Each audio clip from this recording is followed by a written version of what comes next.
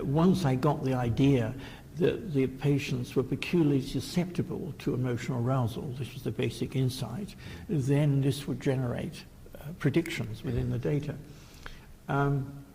So one of the most interesting, looking back, tabulations was finding that patients who didn't work had a much higher relapse rate, which obviously could pertain to their handicap from the symptoms and so on.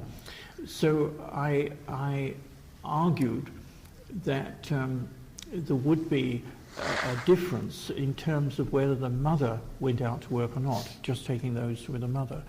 And the bad combination was that when they both were home together.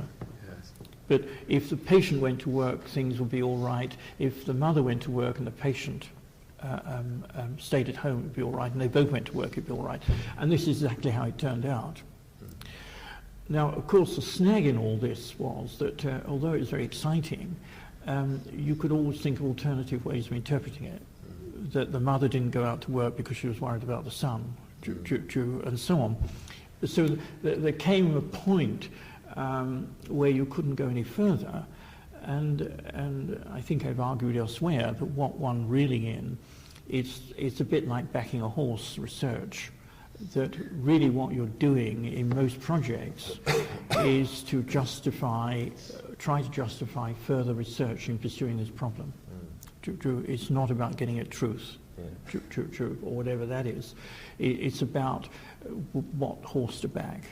Isn't this a rather sceptical idea of what you're doing? No, I think it's a rather illuminating idea because it gets one. I'm not saying you can't ultimately get at the truth, or you can get somewhere near it. I think in the kind of problems social scientists we tackle, they're so complicated that it's almost arrogant to think in one project you're going to get any more than some glimmering of where the answer might be. True. And I think one of the problems today is that people have got a completely wrong-headed idea, I think, of research, and they expect it to be done in 2 years and coming out with a definite answer. And I think this is leading to a lot of trivial research, which is really basically unconvincing or not breaking new ground. But we could probably come on to talk about this later. So no, I don't think it's cynical or skeptical at all. I think it's facing the true complexity of what life's about if you can't experiment. And I think where human beings are concerned, you might have to take 20, 25 years before you can afford to